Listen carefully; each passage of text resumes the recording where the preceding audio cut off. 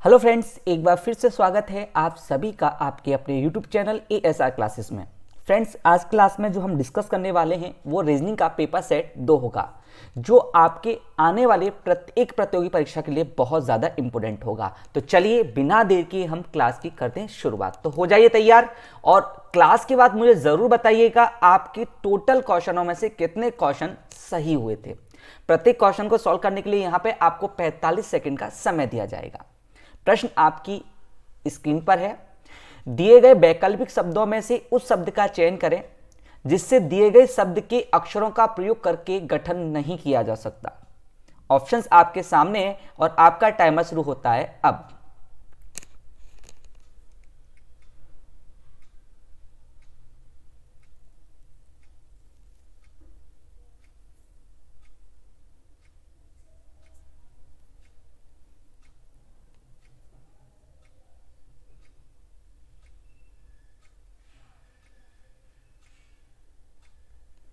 चलिए, टाइम हो गया आपका, करते हैं हम यहां से शुरुआत। देखिएगा, क्वेश्चन यहां पे पूछा है कि दिया गया जो शब्द है उसके अक्षरों से। तो यहां पर एक बात ध्यान रखिएगा कि यहां से दो तरह से शब्द का निर्माण नहीं होगा। पहला क्या है, यदि कोई अक्षर दिए गए शब्द के अक्षरों के अलावा आ जाए। कैसे? के अलावा। तो देखिए यहां पर मैंने अगर ध्यान से देखा तो देखिएगा, जैसे मैं कहूं ZOY, देखो यहां दिए गए शब्द में आपका Z अवेलेबल नहीं है, तो ये इससे नहीं बनाया जा सकता। क्लियर है? दूसरी कंडीशन क्या कहती है? दूसरी कंडीशन ये कहती है शब्द के अक्षरों का अधिकतम प्रयोग उतनी ही बार किया जा सकता है जितनी बार वो शब्द में है। जैसे यहां ध्यान से देखिएगा, यहां पर यू कितनी बार है? यहां पर यू आपकी 2 बार है।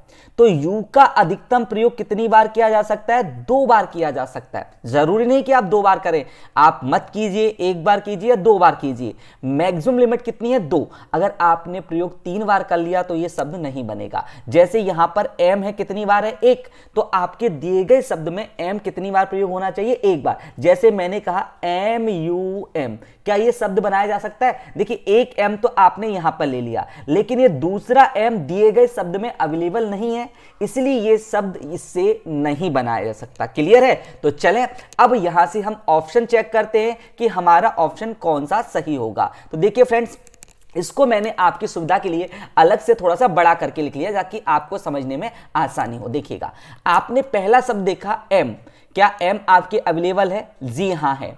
ओ, देखिए ओ भी अवेलेबल है। एल, देखिए आपका एल भी अवेलेबल है। ए, देखिए आपका ए भी अवेलेबल है। और आर, देखिए आपका आर भी अवेलेबल है। तो यानी अगर दिए गए शब्द में से मैं पहला शब्द बनाता हूं तो ये इजीली बन जाएगा। मुझसे पूछा क्या गया है, कौन सा शब्द नहीं बनेगा। ठीक है, अब हम दूसरे ऑप्शन पर आए तो ये वापस शब्द क्या हो जाएगा? रिफ्रेश हो जाएगा। देखिए एल आपका अवेलेबल है। उसका ओ, देखिए आपका ओ आपका अवेलेबल है। CUS, देखिए सी भी है, यू भी है और एस भी है। ठीक है, यहां पे यू 2 बार है, लेकिन हमने यूज कितनी बार किया? 1 बार। ठीक है, लेकिन जैसे ही मैं ऑप्शन सी को देखता हूं तो देखिए सी में मुझे क्या दिखाई दे रहा है? सी में मुझे ई दिखाई दे रहा है। क्या दिए गए शब्द में कहीं भी ई अवेलेबल है? तो बोलोगे सर दिए गए शब्द में तो ई अवेलेबल है ही नहीं। अब जब ई अवेलेबल है ही नहीं तो बताइए शब्द कहां से बन जाएगा? तो अकॉर्डिंग टू क्वेश्चन यहां से ऑप्शन सी ऐसा है जो दिए गए शब्द के अक्षरों से नहीं बनाया जा सकता। क्लियर है? तो चलिए, उम्मीद करता हूं क्लास समझ में आया होगा। पहला क्वेश्चन डाउट क्लियर होगा। चलिए नेक्स्ट क्वेश्चन की ओर मूव करते हैं। क्वेश्चन नंबर 2 आपकी स्क्रीन पर है। ध्यान से देखिए और दीजिए प्रश्न का आंसर क्या पॉसिबल है। निम्नलिखित में से कौन सा शब्द अंग्रेजी शब्दकोश के अनुसार जमाने पर बीच में आएगा? आपके शब्द आपके सामने हैं। एक बार माइंड में रिपीट कीजिए और अपना आंसर कीजिए क्लिक। फटाफट बताइए क्या होगा आपके इस क्वेश्चन का आंसर। चलिए फ्रेंड्स, आपने कर लिया होगा। तो देखिए इन क्वेश्चनों को करने की ट्रिक क्या है। इनके लिए जैसे मैंने आपने अपनी क्लास में देखा होगा, जब आप रजिस्टर देखते हैं अटेंडेंस, उसमें पहले ए अक्षरों वालों का नाम आता है, फिर उसके बाद में बी अक्षरों का, उसके बाद में सी अक्षरों का। अगर किसी बच्चे का ए से नाम देखे, जैसे मैंने कहा आकाश, ठीक है, और मैंने कहा अमन, ये दो मैंने कहा, तो देखिए ये दोनों ए से शुरू हो रहे कि नहीं हो रहे, तो यहां पर हम पहले अक्षर पर न जाकर हम दूसरे अक्षर पर जाएंगे जहां अक्षरों में क्या हो, विविधता हो। और प्रायोरिटी किसको दी जाती है, जो छोटा हो। तो यहां देखो दूसरे पर ए को मिलता है 1 नंबर और यहां एम को मिलता है 13 नंबर, तो यहां ए को जो मिला तो ए आ जाएगा पहले नंबर पर और अमन आ जाएगा दूसरे नंबर पर। क्लियर है कि नहीं क्लियर है, हाँ या ना। जहां तक अक्षर समान होते हैं वहां तक हम मार्किंग नहीं करते, मार्किंग हमेशा डिफरेंट अक्षरों में की जाती है। ठीक, तुलनात्मक आधार पर इस प्रश्न का किया जाता है, सॉल्यूशन किया जाता है। तो चले इस क्वेश्चन को हम देखें, क्या होगा आंसर, देखिएगा यहां मैंने ऑप्शन सभी को चेक किया तो देखिए पहले पे आर आ रहा है, सभी ऑप्शन किससे शुरू हो रहे हैं, आर, तो आर से तो मेरा आंसर निकलेगा नहीं। दूसरा ऑप्शन ई, देखो दूसरा सब में ही क्या आ रहा है, ई आ रहा है। उसके बाद हम P, A R E P चारों पांचों ऑप्शन में आ रहा है, तो यानी इस वाले से हमारा कोई आंसर नहीं निकलेगा। तो हम मूव कहां करेंगे, चौथे अक्षर पर। देखो ओ का जो क्रमांक होता है 15, टी का जो क्रमांक होता है 20 होता है, ई का क्रमांक होता है वो 5 होता है, वहीं यू का क्रमांक 21 होता है, वहीं ओ का क्रमांक आपका 15 होता है। आपने इसी सीक्वेंस में जमाया तो देखो सबसे छोटा कौन सा है, आपका 5, 5 आपको दिख रहा है, ठीक है। दूसरा 5 से बड़ा आपको क्या दिख रहा है, 5 से बड़ा आपको दो अक्षर दिख रहे हैं 15 और 15, तो आपने 15 और 15 लिख लिया। उसके बाद में क्या है 20 और उसके बाद में 21। देखिए जहां आपका कोई भी प्रॉब्लम नहीं है, जहां पर आपके स्थान पर एक ही तरह का अंक लिखा है तो हम वहां मार्किंग कर सकते हैं। देखिएगा आप 5वें नंबर को दे देंगे 1 नंबर, इन दोनों को वो देंगे, एक हो जाएगा दूसरे नंबर पर, एक हो जाएगा तीसरे नंबर पर, 20 वाला हो जाएगा चौथे नंबर पर और 21 वाला हो जाएगा 5वें नंबर पर। क्लियर है, हाँ या ना। अब बात आ रही है कि यहां पे हमारा दूसरा और तीसरा दोनों जगह क्या लिखा हुआ है, 15 15 लिखा हुआ है। तो इस केस में हम क्या करेंगे, हम मूव करेंगे अगले अक्षर की ओर। तो जहां जहां 15 लिखा है केवल उन दोनों को कंपेयर करना। तो देखिए 15 के बाद यहां से मूव किया तो यहां आर का होता है 18 और यहां 15 के बाद आई का होता है 9। तो बताओ 9 बड़ा है या 15? तो आप कहोगे सर 15 बड़ा है, तो 18 वाले को दे देंगे हम 3 नंबर और 9 वालों को दे देंगे हम 2 नंबर, क्योंकि लड़ाई किसकी थी, 2 और 3 की। जहां 5 लिखा है उसको आप दे देंगे 1 नंबर, जहां आपने 20 लिखा है उसको दे देंगे 4 नंबर और जहां आपने 21 लिखा है वहां दे देंगे उसको 5 नंबर। क्लियर है। तो आपका जो सीक्वेंस हो जाएगा वो हो जाएगा सी के बाद में आएगा ए के बाद में आएगा ई के बाद में आएगा आपका बी और बी के बाद में आएगा आपका डी। क्लियर है। तो क्वेश्चन ने पूछा है ठीक मध्य में कौन सा आएगा, तो ठीक मध्य में आपका कौन सा, ई ऑप्शन दे रखा है, तो आपका ऑप्शन कौन सा सही है, E is the correct answer. Clear है मेरे फ्रेंड्स। चलिए नेक्स्ट क्वेश्चन की ओर मूव करते हैं। अगला क्वेश्चन हमसे क्या कह रहा है। अगर फ्रेंड्स आपको क्लास समझ में आ रही है तो प्लीज चैनल को सब्सक्राइब जरूर कर लीजिएगा। जिस प्रकार हीमोग्लोबिन का संबंध लोहा से है उसी प्रकार क्लोरोफिल का संबंध किससे होगा। ऑप्शन है आपका तामा, टर्बो या तामा, ये तमाकू नहीं तामा, ठीक है, तामा कॉपर, मरकरी पारा, कैल्शियम और क्रोमियम। तो फ्रेंड्स ये आपके एनालॉजी से रिलेटेड क्वेश्चन है और आपने अगर एसएससी की तैयारी कर रहे हो, किसी भी एग्जाम की तैयारी करो तो वहां ऐसे क्वेश्चन आपके पूछे जाते हैं। तो देखिए यहां बोल रहा है हीमोग्लोबिन का संबंध किससे होता है, लोहा। हीमोग्लोबिन किससे बनता है, लोहे से बनता है, या हीमोग्लोबिन में क्या पाया जाता है, लोहा पाया जाता है, अपन ये कह सकते हैं। क्लियर है। उसी प्रकार जो क्लोरोफिल है, क्लोरोफिल को अगर हम करेंगे डी तो वहां पर क्या मिल जाएगा, आपका कैल्शियम पाया जाएगा। तो आपका ऑप्शन कौन सा सही है, option C is the correct answer. कितने बच्चों ने आंसर सी दिया था, ध्यान से करके जरूर बताइएगा। चले नेक्स्ट क्वेश्चन की मूव करें। अगला क्वेश्चन क्या कह रहा है हमसे, क्वेश्चन नंबर 4 आपकी स्क्रीन पर है। नीचे दी गई श्रृंखला का अज्ञात पद ज्ञात कीजिए। यहां से आपको नेक्स्ट पद जो यहां पर है, यहां कौन सा पद आएगा आपका, उसको आपको फाइंड आउट करना है।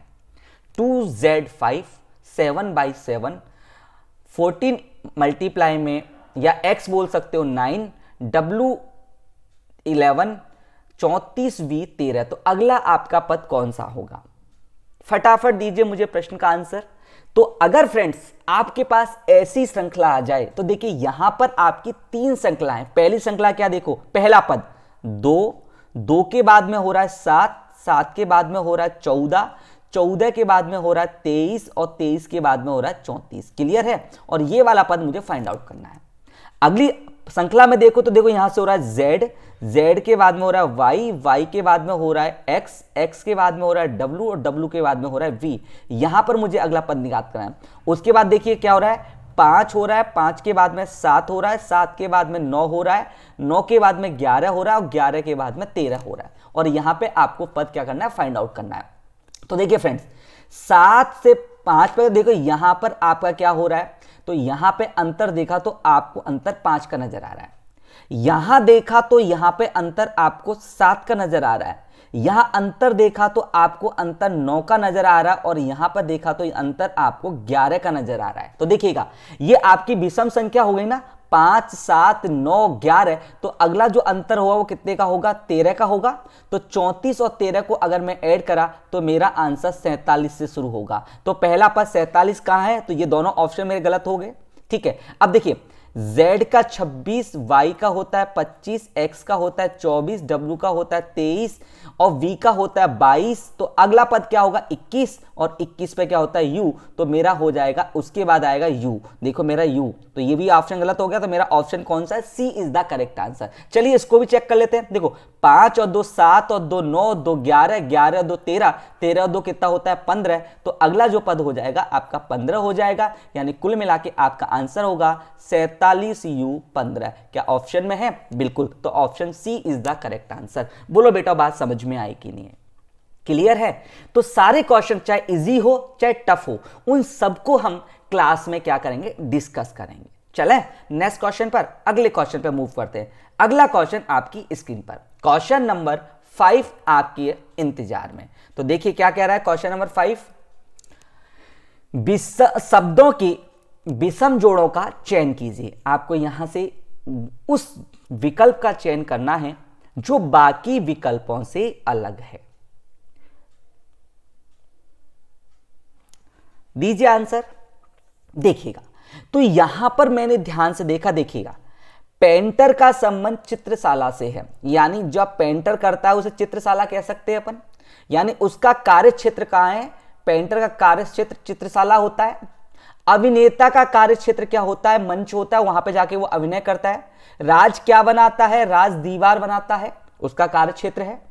खेत किसान और कर्मचारी का कार्य क्षेत्र क्या है, फैक्ट्री है। लेकिन अगर मैं ऑप्शन डी को ध्यान से देखता हूं, यहां पर जो दे रखा है वो उल्टा दे रखा है, यानी ये कैसा होना चाहिए, किसान का संबंध किससे होना चाहिए था, खेत से होना चाहिए था। जबकि यहां पे आपको क्या कर रखा है, खेत का संबंध किसान से दे रखा है, आगे कार्य क्षेत्र दे रखा है, पीछे उसमें कार्य करने वाला दे रखा है। तो यहां पर जो समूह से अलग है वो option D is the correct answer. Clear है? छोटी छोटी बारीकों को आपको सीखना होगा किसी भी एग्जाम को फाइट करने के लिए। ठीक है, कोशिश करना आप सभी की हक है, फेल या सही या गलत सब बात की बात है। आप कोशिश करो, ये सबसे बड़ी बात है, और जो कोशिश करते हैं वो कभी भी असफल नहीं होते। चलिए अगले क्वेश्चन पे मूव करते हैं। क्वेश्चन नंबर 6 आपकी स्क्रीन पर, जो लिया गया है कोडिंग एवं डिकोडिंग से। यदि किसी सांकेतिक भाषा में ROSETY को मेंशन किया गया है QPQGQB, तो उसी भाषा में COVEY को क्या लिखा जाएगा? क्या होगा आपके इस प्रश्न का आंसर? फटाफट सॉल्व करें और दे मुझे प्रश्न का उत्तर।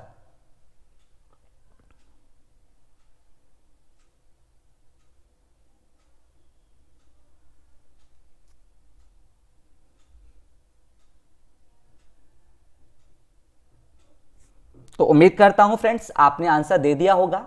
देखिए फ्रेंड्स, बहुत से बच्चे क्या करते हैं कि देखो सर यहां पर भी y है, देखो यहां पर भी y है और पूछा भी हमसे y है, क्यों इसका कोड क्या किया गया, लास्ट में b किया गया, तो लास्ट में b आएगा, तो इन दोनों में से ही हमारा कोई आंसर होगा। ये जरूरी नहीं फ्रेंड्स, क्योंकि देखो दिए गए शब्द में कितने अक्षर हैं, 1 2 3 4 5 6।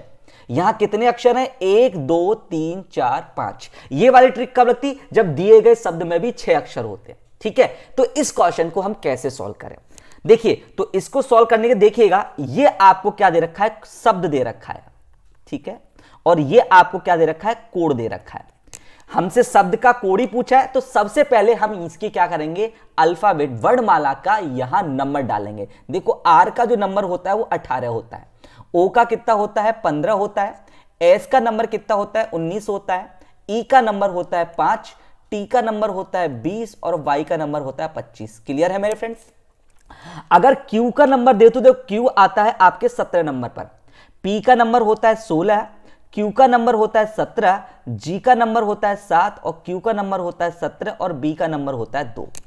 अब एक बात देखिएगा, यहां पर हम पहले सिंपल सिंपल कोडिंग करके देखते हैं कि देखिएगा, तो यहां आर 18 से कितना हो रहा है, 17, तो यहां -1 हो रहा है, 15 से कितना हो रहा है, 16, तो यानी यहां पर +1 हो रहा है, 19 से कितना हो रहा है, 17, तो यहां पे -2 हो रहा है, 5 से 7 यानी यहां पर +2 हो रहा है, 20 से 17 यानी -3 हो रहा है, और यहां पर देखा 25 से 2 को हम क्या बोल सकते हैं, 28 भी तो बोल सकते हैं। तो फ्रेंड्स क्यों 26 प्लस का 2, तो यहां पर भी आपका +3 हो रहा है।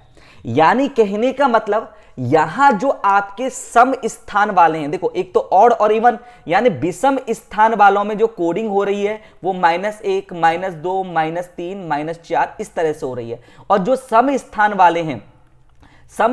वाले हैं, उनमें कोडिंग क्या हो रही है, +1 +2 और +3 एंड एक्स्ट्रा +4 इस तरह से हो रही है।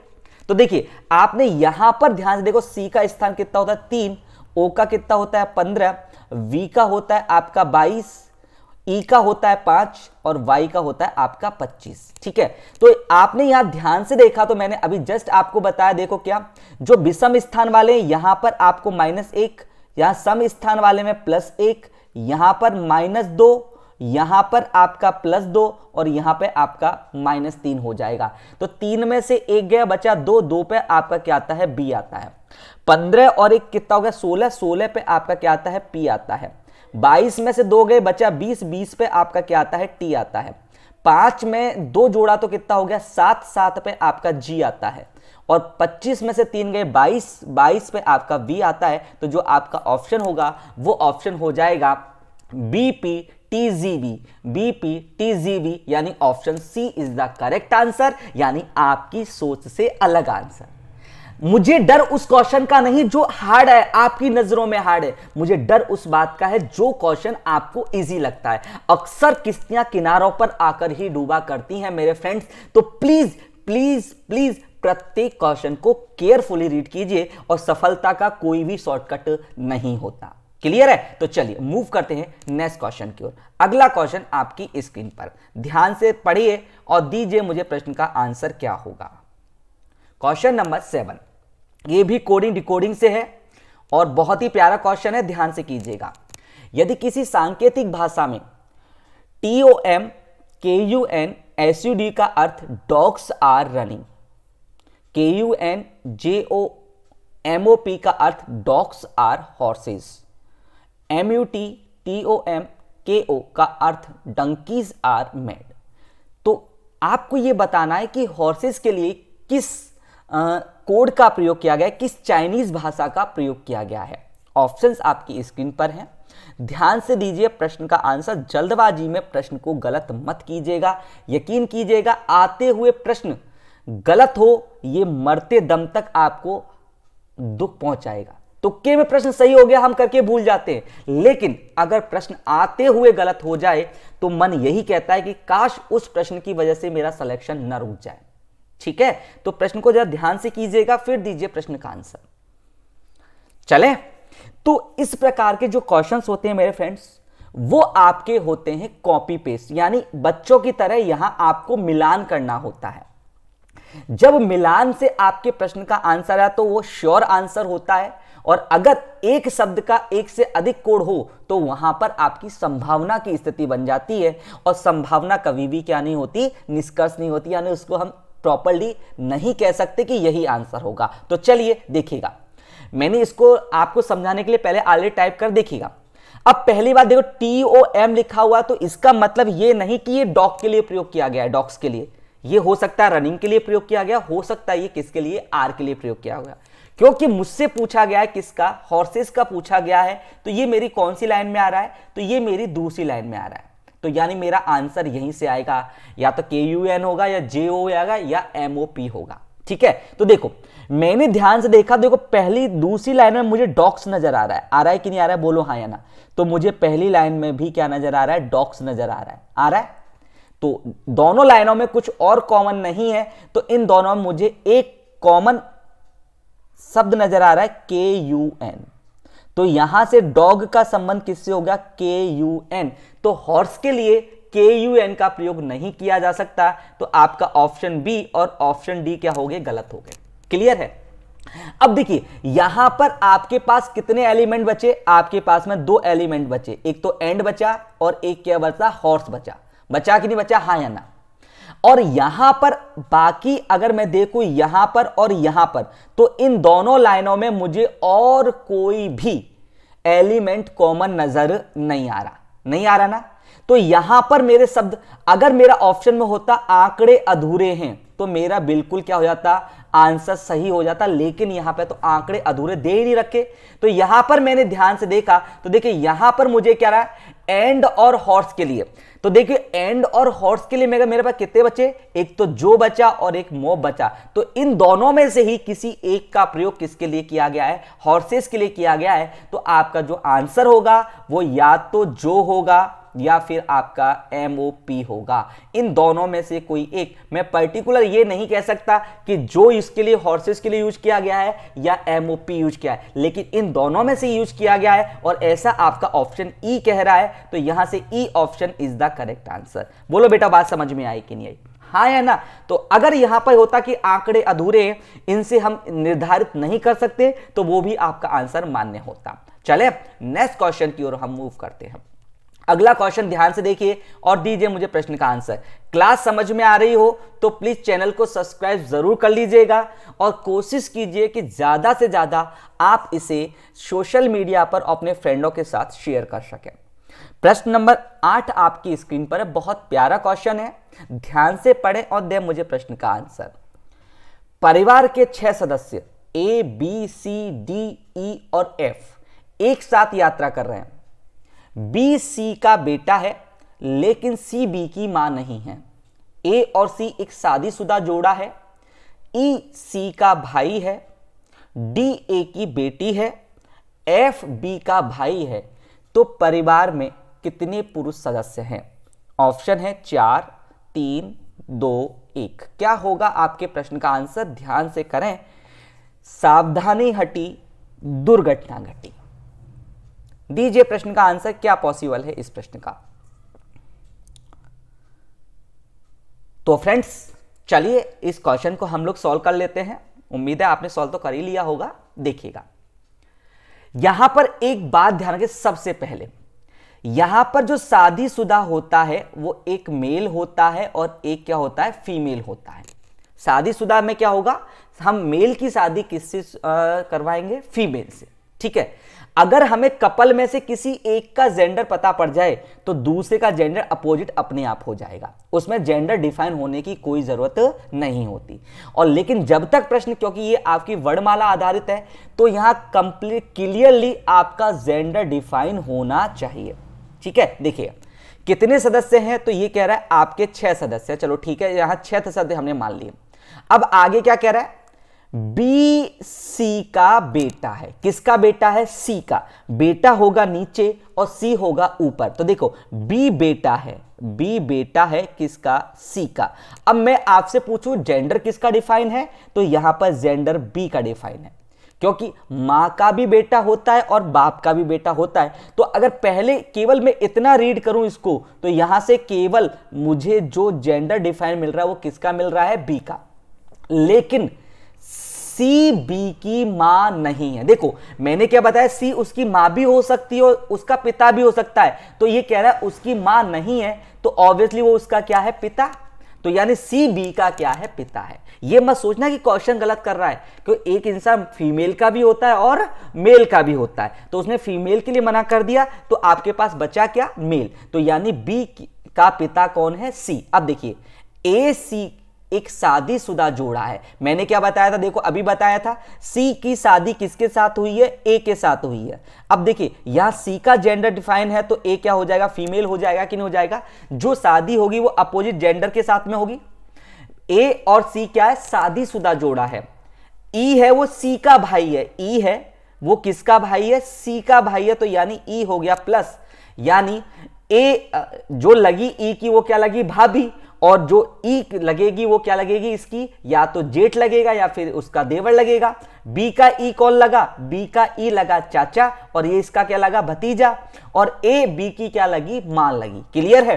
अब देखिए आगे, डी ए की बेटी है, डी है वो किसकी बेटी है, ई की बेटी है, तो यानी ये माइनस हो गया, तो यानी बी इसका भाई हो जाएगा कि नहीं हो जाएगा, बोलो हाँ या ना, क्योंकि ये दोनों आपस में कपल थे, और कपल के जो बेटा बेटी होते हैं वो आपस में बहन भाई कहलाते हैं।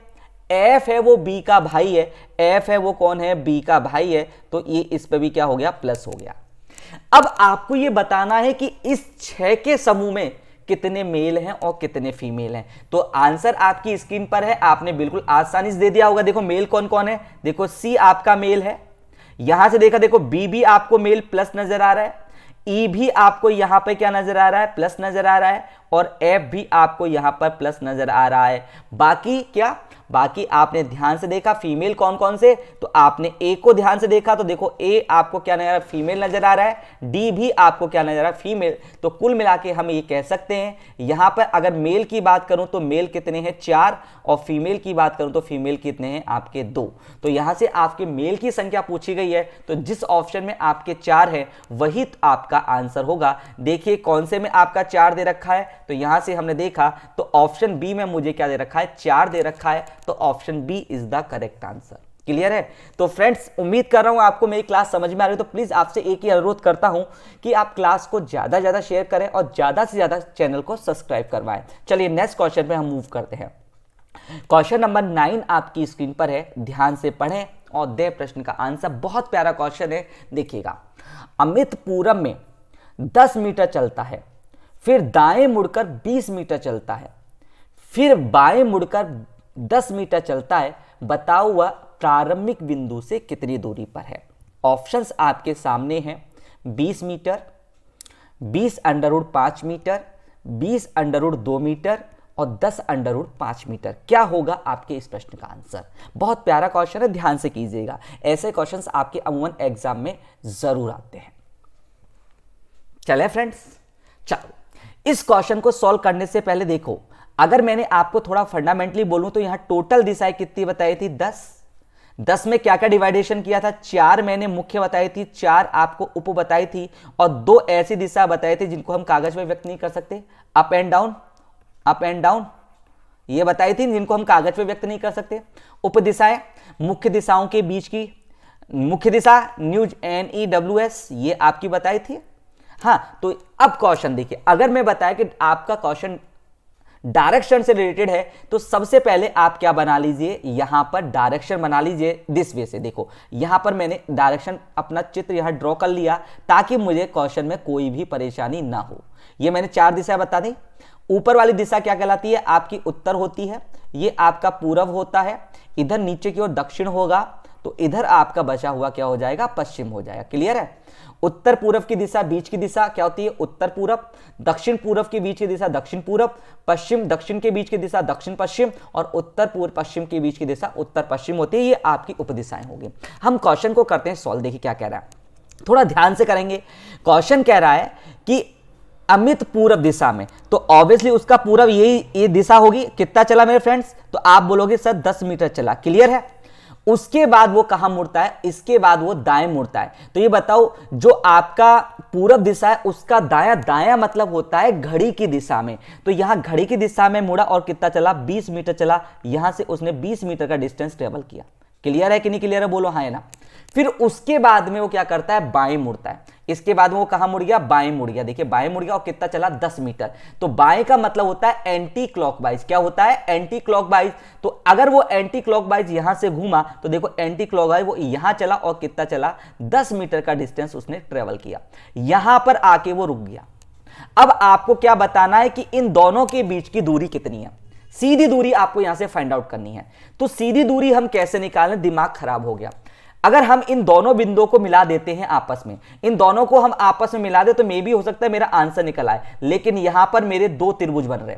अब 2 त्रिभुजों को हम कैसे करें, तो फ्रेंड्स आप एक काम करना, इसको एक बंद आयत बना देना। आप क्या करो, बंद आयत बना दो। जो लाइन नहीं है आप अपने उसे काल्पनिक खींच दीजिए। क्या कीजिए, काल्पनिक तरीके से खींच दीजिए। और ये आपका आयत बन गया। या तो आपका आयत बनेगा या वर्ग बनेगा। दोनों ही कंडीशन में आपको ये पता है कि आमने सामने की भुजा क्या होती है, बराबर होती है। देखिए फ्रेंड्स, ये 10 मीटर का है तो ये भी कितना हो जाएगा, 10 मीटर का। ये 10 मीटर का तो नीचे वाला भी कितना हो जाएगा, 10 मीटर का हो जाएगा। तो टोटल मिला के अगर इन दोनों, चाहे ऊपर की लाइन देखूं चाहे नीचे की लाइन देखूं, दोनों की डिस्टेंस कितनी होगी, 20 मीटर होगी। यहां से 10 और 10 कितना हो गया, 20। तो यहां से भी हम कर सकते हैं, ये 20 मीटर का हो गया टोटल।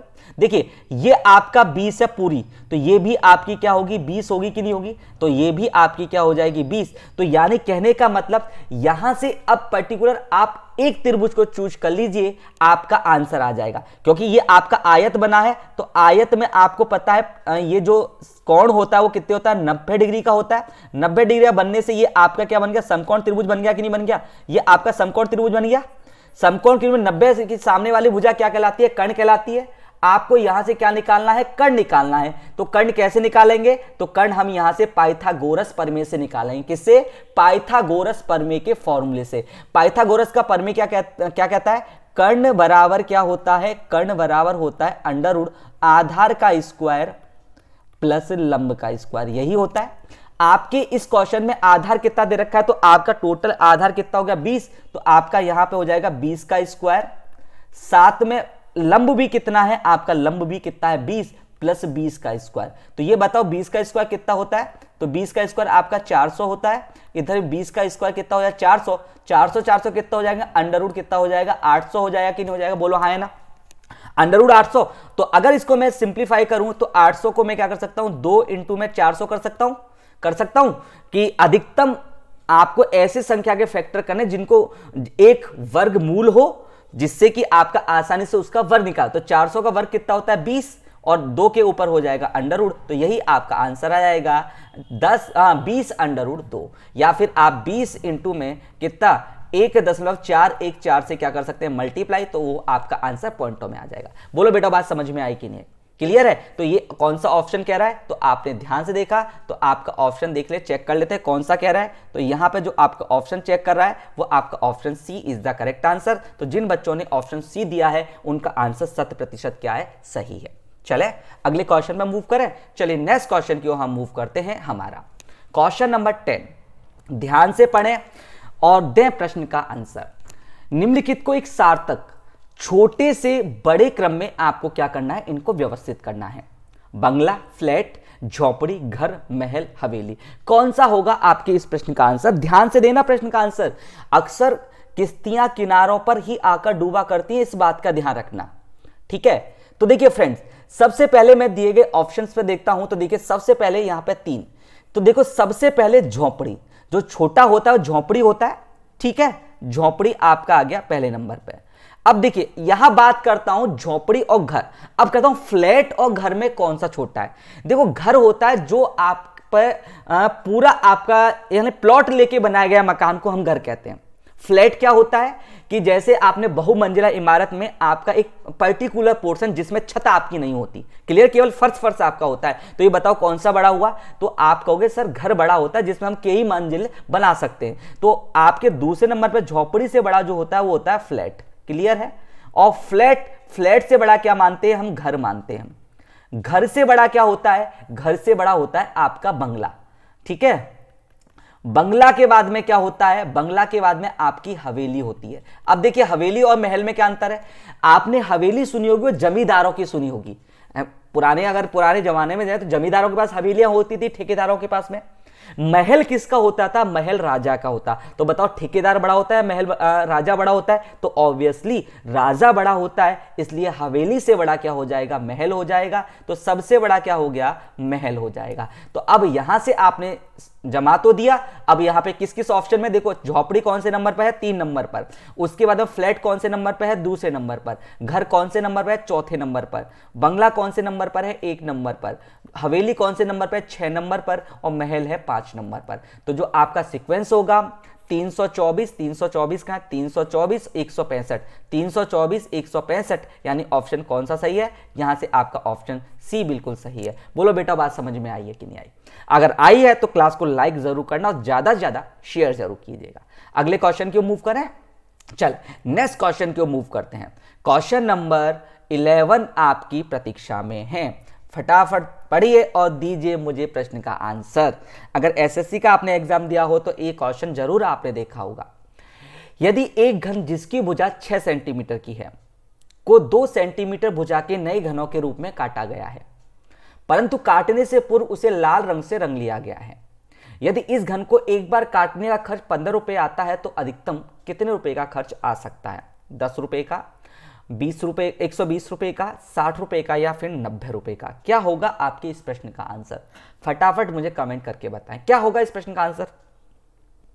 देखिएगा, अब मैंने आपको सबसे पहले जब मैं आपको क्यू पढ़ाया था तो क्यू में मैंने सबसे पहले आपको इसको सॉल्व करने के लिए आपको एन की जरूरत पड़ेगी। अब यहां पर हम एन कैसे निकालते हैं? एन किस चिड़िया का नाम है? तो मैंने आपको बताया था, अगर चित्र में क्वेश्चन में 2 भुजाएं दे रखी है, एक बड़े की और एक छोटे की, तो एन बराबर होता है बड़े घन की भुजा बटे में छोटे घन की भुजा। यही होता है, बताया था, हाँ या ना? बिल्कुल। तो यहां पर आपने देखा बड़े घन की भुजा कितनी है आपकी? 6 सेंटीमीटर। छोटी कितनी है? 2। आपने इसको सिंप्लीफाई किया तो एन की वैल्यू कितनी आ गई? 3 आ गई। अगर क्वेश्चन आपसे पूछा कि कितने नए घन काटे जा सकते हैं, तो आपको पता है नए घन बराबर क्या होता है? नए घन बराबर होता है एन का क्यू, यानी 3 का क्यू कितना हो जाएगा? 27। अगर आपसे पूछा जाता कि अधिकतम कितने नए घन काटे जाते हैं, तो आपका आंसर यहां से क्या आ जाता? 27। लेकिन हमसे पूछा गया है कि यहां खर्च पूछा गया है, तो खर्च कब आ रहा है? काटने पर आ रहा है, हाँ या ना? तो देखिएगा, अगर मैंने एक रस्सी है, आपको यहां पर इसके 5 टुकड़े करने, कितने टुकड़े करने? 5। तो ये बताइए इसमें कट कितनी बार लगेगा? तो देखिएगा 1 2 3 4, जितने टुकड़े करने हो उससे एक कम कट लगता है, क्योंकि अंतिम टुकड़े को काटने की जरूरत नहीं होती। देखिए आपके कितने पीसेस हो गए, तो यहां पर देखिएगा 1 पीस, 2 पीस, 3 पीस, 4 पीस और ये 5 पीस। हो गए कि नहीं हो गए? हो गए। तो यानी आपको अगर काटने की बात है तो अधिकतम आप कितनी बार काट सकते हो? n-1 बार। तो यहां पर जो काटने की बार होता है, अधिकतम काट सकते हैं किस वे में? जिससे कि ये घन की फॉर्म में रहे। तो n-1 मल्टीप्लाई में, क्योंकि जो आपका घन है वो 3D होता है, लंबाई, चौड़ाई और ऊंचाई, तो आपने यहां मल्टीप्लाई 3 से कर दिया। n की वैल्यू कितनी है? 3। तो 3 में से 1 घटाया और इंटू कितना कर दिया? 3। तो यहां पे बचा 2 इंटू में 3 बराबर कितना हो गया? 6। तो इसको अधिकतम कितनी तरह से काट सकते हैं? इसको 6 प्रकार से काटा जा सकता है। तो एक बार काटने का खर्च कितना है? 15 रुपए। तो ये बताओ 6 बार काटने का खर्च कितना होगा? तो 15 इंटू में 6, तो कितना होगा? 15 6 90। तो यहां से जो आपका आंसर होगा वो option D is the correct answer. बोलो बेटा बात समझ में आ रही है कि नहीं आ रही? बिल्कुल 100% अधिकतम कितनी बार काट सकते हैं? ध्यान रखना, इसको एक बार देख लीजिए, हाईलाइटेड कर रहे हूं। इसको अधिकतम n-1, कितना? n-1 इंटू में 3, क्योंकि ये आपका जो घन होता है 3D होता है, ये लंबाई, चौड़ाई और ऊंचाई 3 डायमेंशन होते हैं, इसलिए मल्टीप्लाई कितना कर दिया? इसको 3 कर दिया।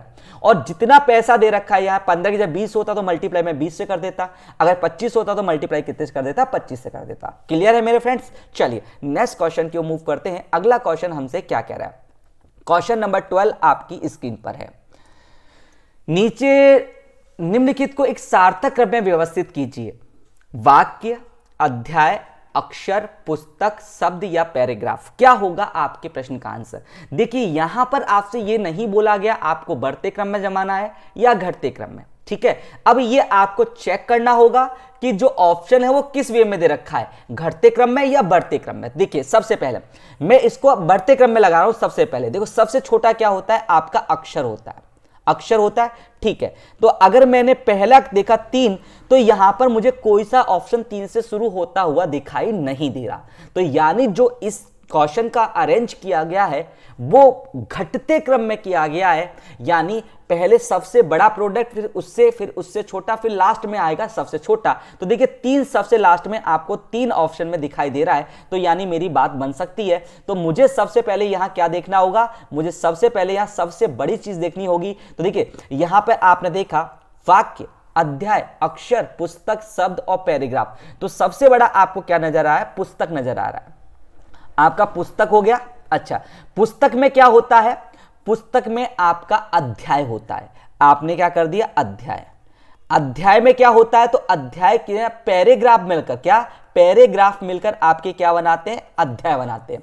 अच्छा, पैराग्राफ किससे बनता है, तो पैराग्राफ आपका वाक्य से मिलता है। किससे, वाक्य से मिलता है। वाक्य किससे मिलकर बने होते हैं, शब्द से मिलकर बने होते हैं। और शब्द किससे मिलकर बना होता है, शब्द आपका अक्षरों से मिलकर मिला होता है। हो गया कि नहीं हो गया। तो अगर मैं इसी को अरेंज करूं तो देखिए क्या क्या मेरी मार्किंग आ रही है निकल के। तो यहां पर मैंने मार्किंग दी, देखो पुस्तक को कितना दे रखा है, 4 नंबर, तो आपका 4 नंबर।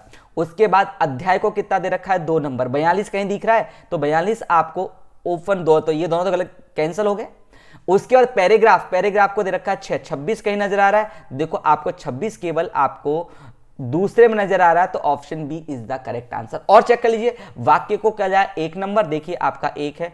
उसके बाद में शब्द को कितना दे रखा है, 5 नंबर, ये 5। और उसके अक्षर को कितना दे रखा है, 3 नंबर। तो देखिए 426 153, 426 153 ऑप्शन बी में है, तो option B is the correct answer. बोलो बेटा बात समझ में। ऑप्शन दूसरा भी हो सकता है, इसका ऑप्शन ये भी हो सकता है 3 5 1 6 4 6 2 4 6 2 4।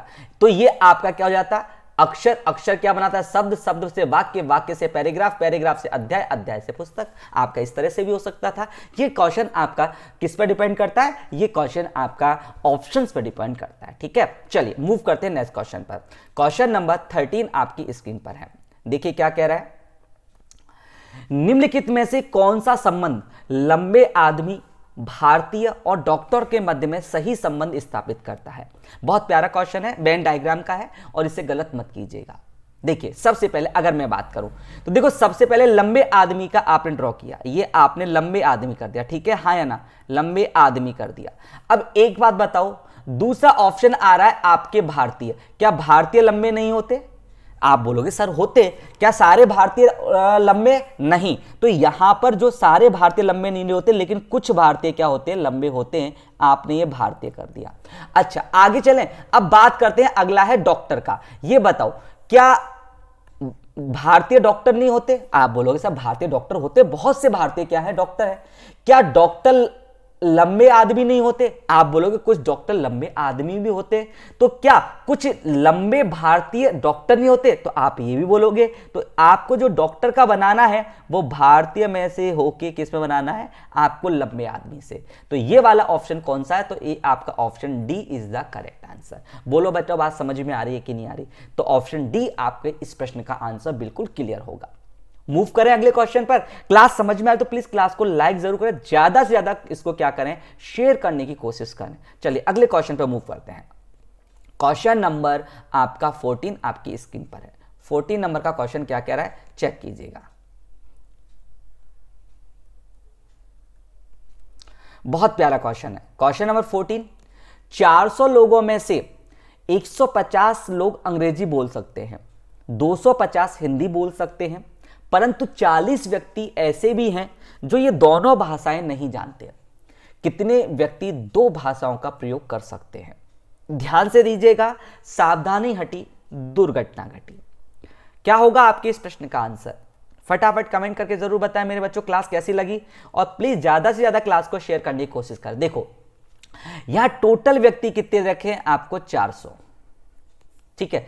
अगर मैं इंग्लिश की बात करूं तो इंग्लिश के कितने दे रखे हैं आपको, 150 इसमें से होंगे, और जो आपके हिंदी बोल रहे हैं वो कितने हैं, 250, ठीक है। टोटल आपने ऐड किया तो टोटल आपके 400 हो गए सेपरेट सेपरेट। अगर बीच में कोई कंडीशन नहीं लगाता।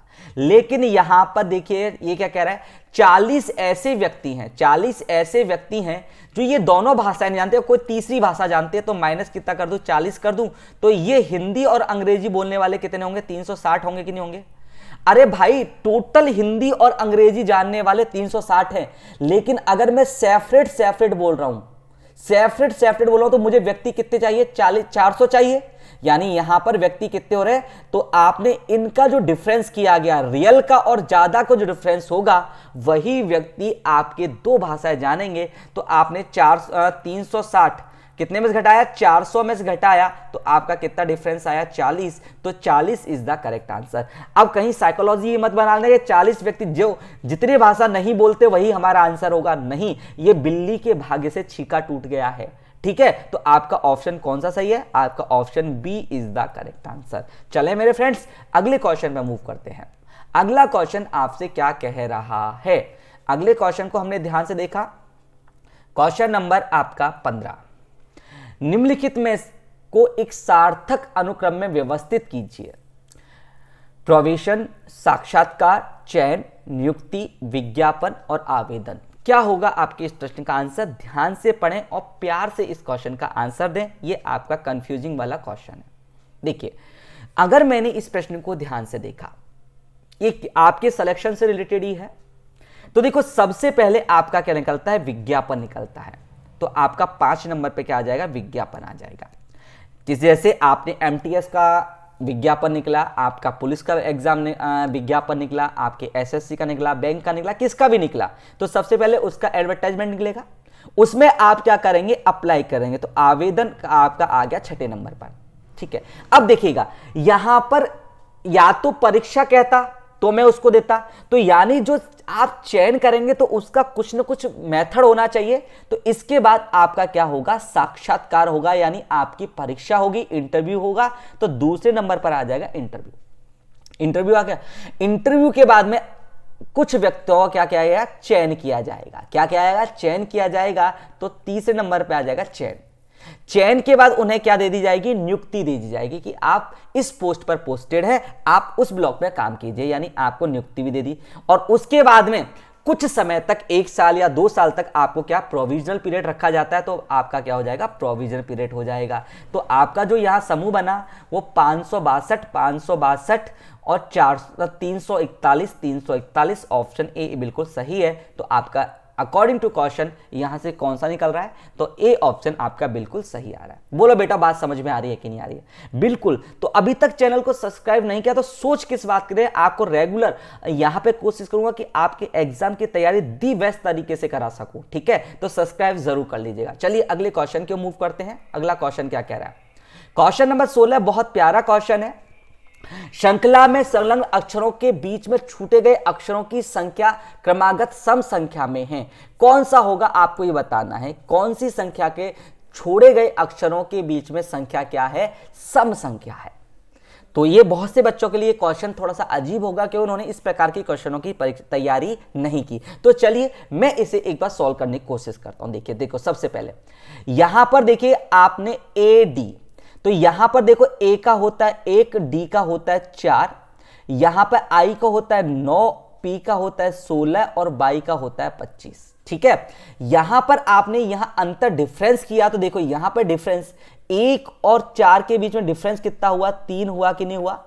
अच्छा, इन दोनों के बीच में डिफरेंस हुआ वो कितने का हुआ, यहां पे 5 का हुआ, यहां पे डिफरेंस कितने का हो रहा है, 7 का, और यहां पे डिफरेंस हो रहा है आपके 9 का। देखो 3, 5, 7, 9, क्या ये सम है। सम संख्या क्या होती है आपकी, सम संख्या होती है 2, 4, 6, 8, 10, 12, यानी जिसमें 2 का पूरा पूरा भाग जाता है। तो यानी ऑप्शन ये तो आपका है नहीं है। तो यहां पे सी का देखो 3, यहां पे हो जाएगा 4। देखो यार डिफरेंस कितने का आ रहा है, 1 का आ रहा है कि नहीं आ रहा है, और 1 आपकी सम संख्या नहीं है। अगला देखो डी का होता है 4, एफ का होता है 6, जे का होता है 10, पी का होता है 16 और एक्स का होता है आपका 24। देखिए इन दोनों का डिफरेंस किया यहां पे, तो पहला डिफरेंस आपके 2 का आया। 6 और 10 के बीच में आपने डिफरेंस किया तो यहां पे आपके 4 का डिफरेंस आ रहा है। 10 और 16 के बीच में आपने डिफरेंस किया, यहाँ प्लस आपका 6 आ रहा है, और यह 16 और 24 के बीच में डिफरेंस किया तो आपका डिफरेंस कितने का 8 का आ रहा है। तो देखिए ये कंटिन्यूसली बढ़ती जा रही है कि नहीं आ रही है, और ये आपकी सम संख्या है कि नहीं है, हाँ है ना। तो यहां से जो आपका ऑप्शन होगा वो option C is the correct answer, कि दिए गए प्रश्न का जो आंसर है जो लगातार सम संख्या बढ़ती जा रही है वो ऑप्शन सी आपका बिल्कुल क्लियर है। मजा आया? चलिए अगले क्वेश्चन की ओर मूव करते हैं। हमारा अगला क्वेश्चन क्या कह रहा है?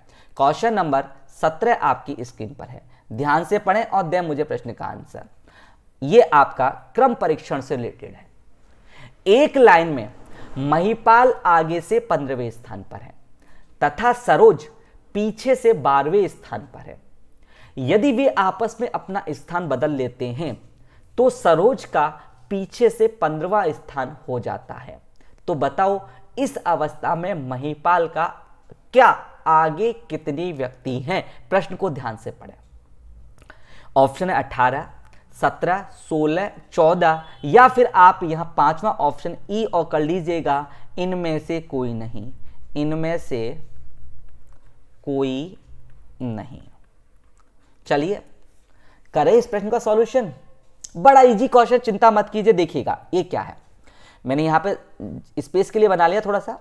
एक लाइन में महिपाल के आगे से 15वें स्थान पर है। ध्यान रखिएगा ये स्थान परिवर्तन आधारित जो आपके क्वेश्चंस होते हैं उसमें स्थान केवल व्यक्ति बदलता है, स्थान का स्थान नहीं बदलता।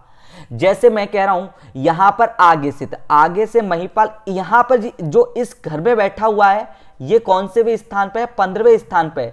अब यहां पर कोई सा भी आ जाए, कोई सा व्यक्ति आ जाए, चाहे महिपाल आ जाए चाहे और कोई भी आ गया, उसका आगे से स्थान कौन सा होगा? 15वां ही होगा। क्लियर है कि नहीं क्लियर है? तो ये आपका कौन सा हो गया? महिपाल हो गया। ठीक है, पाल कर दिया। और सरोज पीछे से, तो सरोज का आपने पीछे से कितना कर दिया? सरोज का पीछे से आपने ये सरोज कर लिया, सरोज का पीछे से कितना हो गया? 12वां हो गया। ठीक है, अब क्या करते हैं, ये दोनों अपना स्थान बदल लेते हैं। कहने का मतलब जहां सरोज थी वहां पर कौन आ जाता है? महिपाल, और जहां महिपाल था वहां कौन आ जाता है? सरोज आ जाती है। तो यानी देखो इस केस में यहां पर कौन आ गया? यहां पे महिपाल था तो अब कौन आ गया? यहां पे आ गया सरोज। सरोज का आगे से कौन सा स्थान हो जाएगा? 15वां हो जाएगा कि नहीं हो जाएगा? बोलो हाँ या ना। क्योंकि वो किसके मकान में आई है? वो आई है महिपाल, और महिपाल का कौन सा स्थान हो जाएगा पीछे से? महिपाल का पीछे से हो जाएगा 12वां स्थान। 12वां हो जाएगा किसका? महिपाल का। ये आपका हो गया न्यू व्यवस्था। ये आपकी कौन सी है? न्यू पोजीशन में है। न्यू पोजीशन में बिना किसी के अगर मैं करता हूं तो सरोज का आगे से होगा कौन सा? 15वां, और महिपाल का पीछे से हो जाएगा कौन सा? 12वां। अगर ऐसा करते हैं सरोज का पीछे से कौन सा स्थान हो जाता है? सरोज का पीछे से आपका 15वां स्थान हो जाता है। पीछे से भी कौन सा हो जाता है? 15वां हो जाता है। तो अब देखिए अगर मैं यहां से टोटल व्यक्ति निकालूं तो सरोज का आपको आगे से भी स्थान पता है और पीछे से भी स्थान पता है। अगर एक व्यक्ति का दोनों सिरों से स्थान पता हो तो टोटल बराबर क्या होता है? टोटल बराबर होता है लेफ्ट प्लस का राइट माइनस का 1। तो देख कितना हो गया? 15 प्लस का 15 माइनस का 1, तो 30 में से 1 घटाया तो कितना हो जाएगा? आपका 29। तो यहां टोटल व्यक्ति कितने बैठे हैं? 29। अब देखिएगा इसने पूछा न्यू व्यवस्था के आधार पर। किसके आधार पर? न्यू व्यवस्था के आधार पर। न्यू व्यवस्था के आधार पर महिपाल का पीछे से कौन सा स्थान है? 12वां स्थान है। 12वां स्थान है कि नहीं है? बोलो हाँ या ना। 12वां स्थान है।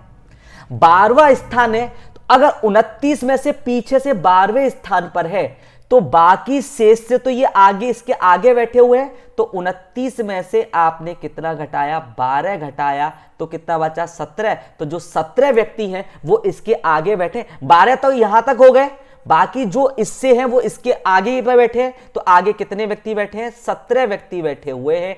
तो महिपाल का आगे कितने व्यक्ति हैं? तो महिपाल के आगे 17 व्यक्ति बैठे हैं। और ये आपका ऑप्शन कौन सा कह रहा है? तो आपने ध्यान से देखा तो ये आपका ऑप्शन कह रहा है कौन सा? आपका ऑप्शन कह रहा है बी। तो B is the correct answer. बोलो बेटा बात समझ में आई या नहीं आई? तो उम्मीद करता हूं आपको मेरी क्लास समझ में आई होगी।